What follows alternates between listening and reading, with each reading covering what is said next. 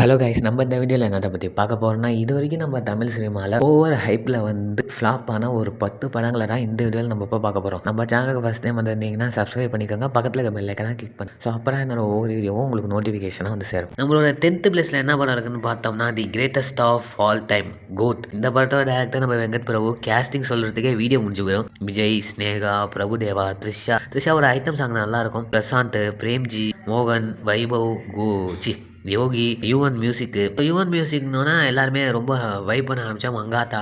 So அதுக்கப்புறமா யுவனும் வெங்கட் பிரபு சேர்ந்து இப்போ விஜயோட பண்ணுறாங்க, மாசாக இருக்கும் அப்படி இப்படின்னு என்னென்னமோ சொன்னாங்க. ஆனால் எதுவுமே ஒர்க் ஆகலை. அப்புறம் விஜய்க்கு டிஏஜிங் பண்ணுறோம் அப்படின்னு சொல்லி அதுவும் பண்ணி பார்த்தாங்க. அதுவும் டிஏஜிங் ரொம்பவும் சொரப்பிடுச்சு. பாட்டெலாம் ரிலீஸ் ஆகும்போது நிறைய அடி வந்துச்சு. அதுவும் படத்தில் கொஞ்சம் கொஞ்சம் சேஞ்ச் பண்ணி ரிலீஸ் பண்ணாங்க. MS தோனியோட அப்பியன்ஸ் இருக்குது அப்படின்னு சொல்லி ப்ரொமோட் பண்ணாங்க. அதுக்கப்புறமா விஜயகாந்த் சார் இறந்துட்டாருன்னு தெரிஞ்சதுக்கப்புறமா விஜயகாந்த் சாரோட ஃபேஸை டிஏஜிங் பண்ணாங்க. அதுக்கெல்லாம் செருப்படி தான் வந்துச்சு. ஸோ அது மட்டும் இல்லாமல் படத்தை ரிலீஸ் பண்ணுற வரைக்கும் ஒருத்தரோட பேரை சொல்லியே டீம் மொத்தமும் ப்ரொமோட் பண்ணிட்டு இருந்தது. அதுதான் அஜித் குமார். படத்தோட கிளைமேக்ஸ்லேயே நீ யாரோட ஃபேனு தலைன்னு சொல்லி தலையில் அடிக்கிற மாதிரி, கங்குவா சூர்யாவோட ரெஃபரன்ஸ், விராட் கோலியோட ரெஃபரன்ஸ்னு சொல்லி ஃபோன் வால்பேப்பரில் இருக்கும். ஸோ இந்த மாதிரி நிறையா ரெஃபரன்ஸுங்களை வச்சு படத்தை எப்படியாச்சும் ஒப்பேத்தி ஓட்டிடணும்னு சொல்லி அப்படி எடுத்த படம் தான் தி கோட். எப்படி பார்க்குறாரு? பக்கா தேட்டர் மெட்டீரியல். தேட்டரில் போய் பார்த்தோன்னா செம என்டர்டைன்மெண்ட்டாக இருக்கும். ஆனால் வீட்டில் போட்டு பார்த்தோம்னா டென்ஷன் ஆகும். ஃபர்ஸ்ட் லுக் ரிலீஸ் பண்ணியிருந்தாங்க. மிஷன் இம்பாசிபிளில் டாம் க்ரூஸ் தொங்கிட்டு இருக்கிற மாதிரி தொங்கிட்டு இருப்பார். பார்த்தா அது காமெடி சீனாக இருக்குது. ஆனால் அந்த காமெடி சீனு யாருக்குமே பெரிய சண்டை நடக்கும்னு நினச்சோம், ஆனால் அது நடக்கலையே அப்படிங்கிற ஒரு ஏமாற்றத்தை தரல. பயங்கர மிஷன் இம்பாசிபிள் நினைக்கிற ஒரு ஷாட் ஆக்சுவலி படத்துல மளிகை சாமான் வாங்குற ஷாட். அது விஜய் சார் பண்ணாரு. டேய் அநியாயம் பண்றடா.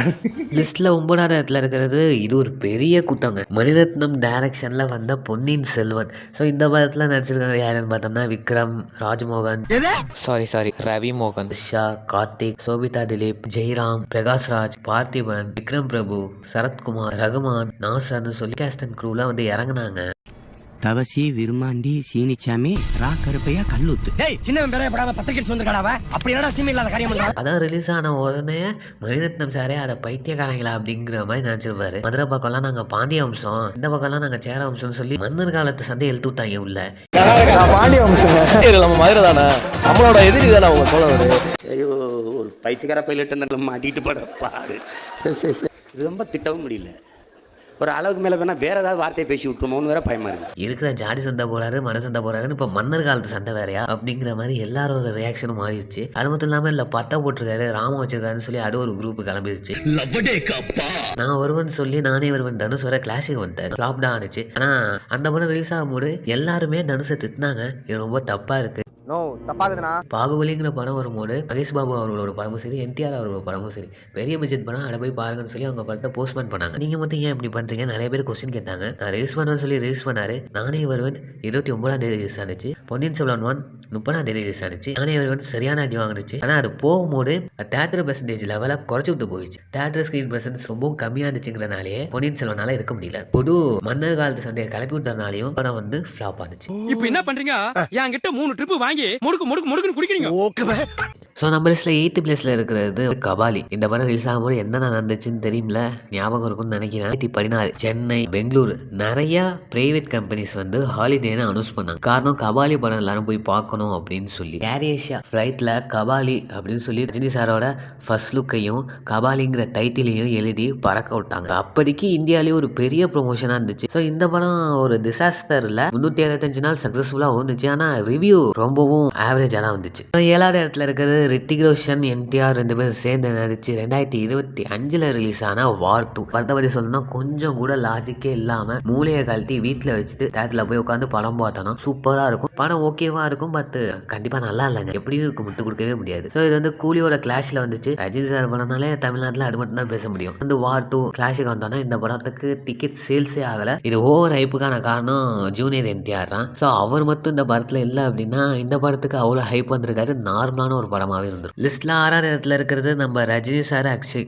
2 பேரும் சேர்ந்து நடிச்சு வெளிவந்த படமான 2.0. இந்த படத்தோட டேரக்டர் நம்ம சங்கர். இந்த படம் ரிலீஸ் ஆனிச்சுன்னா 2018 இந்த படம் ரிலீஸ் ஆனிச்சு. ஆனால் ரிலீஸ் ஆகிறதுக்கு முன்னாடி நம்ம எல்லாருமே பக்கத்து ஸ்டேட் படங்களோட. பாகுபலிலாம் அவ்வளோதான், இனிமேல் நாங்கள் தான் இங்கே, இப்போ நாங்கள் அடிக்கும் போகிற 1000 கோடி அப்படின்னு சொல்லி தைரியமாக சண்டை வளர்த்தோம். அது மட்டும் இல்லாமல் ஹாலிவுட் விஎஃப்எக்ஸ் ஒர்க்கர்ஸ்லாம் வந்திருக்காங்க. ஸோ பயங்கரமாக இருக்க போது ஹாலிவுட்டுக்கே தஃப்தார போகிறோம்னு சொல்லிட்டு இருந்தோம். ஆனால் படம் ரிலீஸ் ஆனதுக்கப்புறம் தான் நடா விஎஃப்எக்ஸ் ஹாலிவுட் தரத்துக்கு இருந்தாலும் கதை கொஞ்சம் வீக்காக இருக்கேப்பா அப்படிங்கிற மாதிரி கதை வீக்காக இருந்துச்சுங்கிறனால இந்த படம் வந்து ஆவரேஜான ஒரு ஹிட் தான் ஆனிச்சு.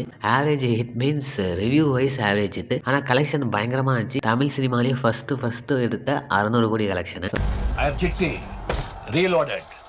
வருஷன் 2.0. 5வது இடத்துல இருக்கிறது சங்கர் சாரோட கெரியரையே அள்ளி போட்டு குத்தின ஒரே படம்னா அது இந்தியன் 2 தான். இந்த படத்தில் சித்தார்த், கமலஹாசன், பிரியா பவானி அப்படின்னு சொல்லி நிறைய பேர் இருக்காங்க. விஎஃப்எக்ஸ் மூலியமாக விவேக்கை கொண்டு வரோம்னு சொல்லி பண்ணாங்க. அதை பார்த்ததுக்கப்புறம் விவேக் சாரை கொண்டு வராமலே இருந்திருக்கலாமோன்னு தோன்ற அளவுக்கு விஎஃப்எக்ஸ் ரொம்ப மட்டமாக இருந்தது. நிறைய ஃப்ரேமில் அது விவேக் சார் இல்லை வேற யாரோங்கிறது அவர் ஃபேஸே கிளியரன்ஸாக தெரிஞ்சிச்சு. என்ன விஎஃப்எக்ஸ் ஒர்க் பண்ணாங்கன்னு எனக்கு சுத்தமாக தெரியல. அப்புறம் எஸ்ஜே சூர்யா, சமுத்திரகனின்னு சொல்லி நிறைய பேர் இருந்தாங்க. சமுத்திரகனி வந்து சித்தார்த்தோட அப்பாவான்.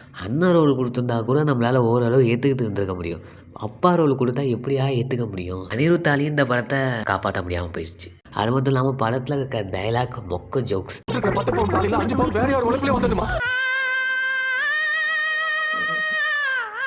படத்தை பார்த்துட்டு வெளியே வந்த எல்லாருமே இது கண்டிப்பாக சங்கர் சாரோட படமே இல்லை அப்படின்னு சொல்லி அடிச்சு சொல்கிற அளவுக்கு அந்த மாதிரி சங்கர் சாரோட கெரியரில் ஒன் ஆஃப் த பெஸ்ட் படம்னா அதுதான். சங்கர் எடுத்த மாதிரி நான் ரொம்ப ஒரு ஒன்றும் தெரியாத ஒரு ஃபில்ம் எப்படி எடுத்தாலும் மாதிரி சங்கரோட எக்ஸ்பீரியன்ஸ் எதுவுமே இல்லைனா ப்ரோ ஜஸ்ட் ப்ரோ ஒன்றுமே இல்லை ப்ரோ, ஒரு எண்டே இல்லை, எதுவுமே இல்லை. நம்ம லிஸ்ட்டில் 4th பிளேஸில் இருக்க படத்தோட பேர் நம்ம லோகேஷ் கனகராஜ் டைரக்ஷனில் 2023 ரிலீஸ் ஆன லியோ. ஸோ இந்த படத்தோட கேஸ்டிங்கில் தான் இந்த படத்துக்கு ஹைப்பே ஏனுச்சு. ஜெய், த்ரிஷா, ஜிவிஎம், மிஸ்கின், மன்சூர், ஆண்டனி, சாண்டி, சஞ்சித் தத்து, அர்ஜுனு, கமலஹாசன் சார், பிரியங்கா ஆனந்தன் சொல்லி இன்னும் நிறைய பேர் இந்த படத்தில் நடிச்சிருந்தாங்க. ஸோ இந்த படம் ரிலீஸ் ஆகும் போது வேர்ல்டு பயங்கர ஹைப்பாக இருந்தது. காரணம் எல்சியூ. லோகேஷ் கனகராஜ் எல்சியூன்னு ஒரு சினிமாட்டிக் யூனிவர்ஸை கிரியேட் பண்ணிட்டார். சினிமாட்டிக் யூனிவர்ஸுக்கு கீழே இந்த படம் வருமானு சொல்லி எல்லாருமே வெயிட் பண்ணாங்க. எல்சியூ தான் இந்த படம் சொல்லி கனெக்ட் பண்ணும்போது கனெக்ட் பண்ணியே ஆகணுமேங்கிற மாதிரி கிளைமேக்ஸில் ஒரு சீனை வச்சு சம்மந்தமே இல்லாமல் கமல் சாரை பேச வச்சு கனெக்ட் பண்ணி வச்சிருக்காங்க.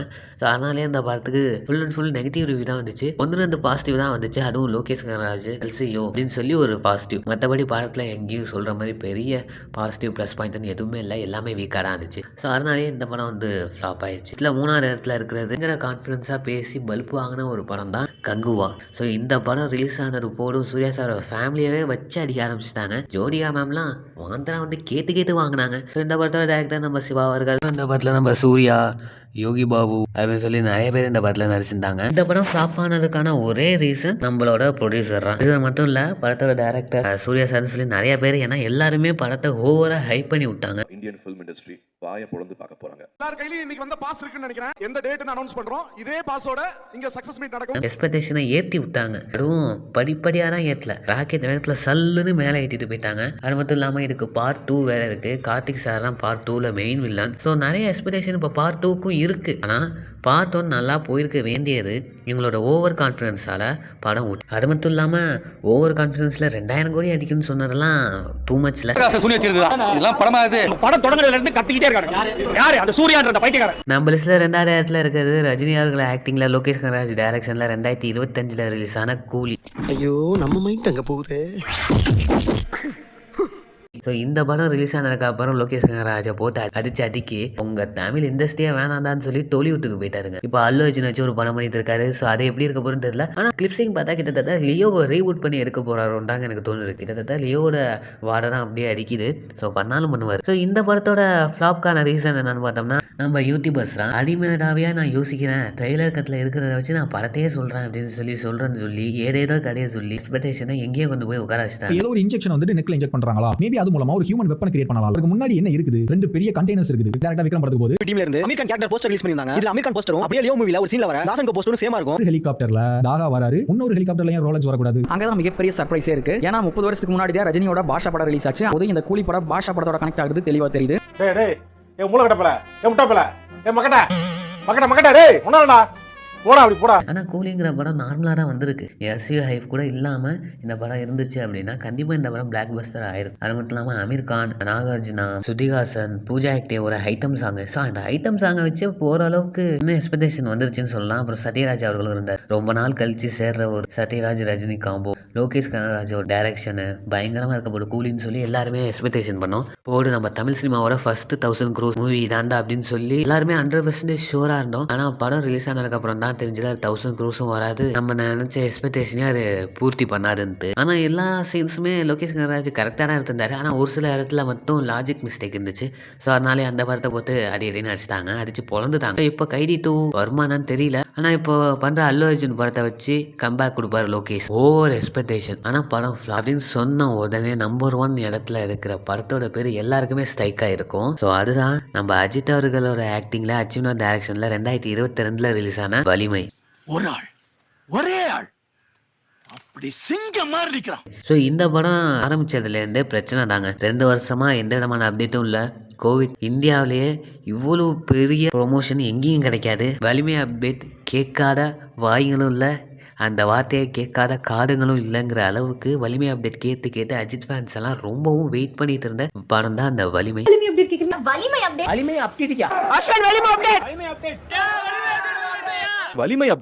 வலிமை அப்டேட்க்கு நானும் வெயிட்டிங் உங்களை மாதிரி. கிளிப்ஸிங் வந்துச்சு. ஸோ அதில் வேற அஜித் சார் கீழே உருகுற மாதிரி காட்டி அதுக்கப்புறம் ஏஞ்சி திரும்பி வர மாதிரிலாம் காட்டி பயங்கரமாக எக்ஸ்பெக்டேஷன் எங்கேயோ போயிடுச்சு. படத்தில் பயங்கரமான ஸ்டன்ட் சீன்ஸ்லாம் இருக்க போகுது, பயங்கரமாக இருக்கும்னு எல்லாருமே எதிர்பார்த்தோம். ஆனால் எல்லாமே இருந்துச்சு. அம்மா சென்டிமெண்ட் கொஞ்சம் தூக்கலாக இருந்துச்சு. ஆனால் இந்த படத்தில் இருக்க ஒவ்வொரு டைலாக்கும் அஜித் சார் ஒவ்வொரு யங்ஸ்டர்ஸ்க்கும் சொல்கிற டைலாக் மாதிரி அவ்வளோ அழகாக இருந்துச்சு. கேட்குறதுக்கு நல்லா இருந்தது. இது ஒரு அட்வைஸ் தான். ஆனால் அஜித் சார் சொல்லும் போது அதை கேட்கலாமோன்னு தோன்ற அளவுக்கு அதில் இருந்த டைலாக் ரொம்ப அழகாக இருந்துச்சு. ஏழையா இருந்து உழைச்சு சாப்பிட எல்லாரையும் கேவலப்படுத்தாத. இவங்களை என்கவுண்டர்ல தூக்கிட்டு இருக்கணும் சார். உயிரை எடுக்கிற உரிமை நமக்கு இல்லை சார். வலிமைன்றது அடுத்தவனை காப்பாற்றதான், அழிக்க இல்லை. அது மட்டும் இல்லாமல் இந்த படம் வேற ஒரு படத்தோட காப்பி அப்படின்னு சொல்லி இன்னொரு பக்கம் கூட்டம் கிளம்புனாலும் இந்த படத்துக்கு நல்ல ஒரு வரவேற்பு கிடைச்சிது. ஆனால் 2 வருஷமாக காத்திருந்ததுக்கு இப்படி தான் ஒரு படம் கொடுப்பீங்களா அப்படிங்கிற கேள்வி நிறைய பேருக்கு இருந்துச்சு. ரொம்பவும் எதிர்பார்ப்போட இருந்தது. ஆனால் அந்த எதிர்பார்ப்பை அந்த படம் பூர்த்தி பண்ணல. ஆனால் ஃபேமிலி ஆடியன்ஸுக்கு ஜென்ரலாக எல்லாருக்குமே ரொம்ப பிடிச்சி போன ஒரு படமான வலிமை இருந்துச்சு. நான் கேம் ஆரம்பிச்சு ரொம்ப நேரம் ஆச்சு தம்பி. ஸோ ஃபைனலாக நம்ம வீடியோவோட எண்டுக்கு வந்தாச்சு. நம்ம வீடியோ ஃபுல்லாக பார்த்துருப்பீங்கன்னு நினைக்கிறேன். இந்த வீடியோ உங்களுக்கு பிடிச்சிருக்கும்னு நினைக்கிறேன். ஸோ பிடிச்சிருந்தா மறக்காமல் லைக் பண்ணுங்கள், ஷேர் பண்ணுங்கள், கமெண்ட் பண்ணுங்கள், சப்ஸ்கிரைப் பண்ணுங்கள். பக்கத்தில் இருக்க பெல் ஐக்கானை மறக்காமல் கிளிக் பண்ணிடுங்க. அடுத்து ஒரு நல்ல வீடியோவில் சந்திக்கும் வரை உங்களிடம் வீடியோ பெறுவது உங்கள் ஹரிஹரன் சினிமா ஃபேக்ட்ரி.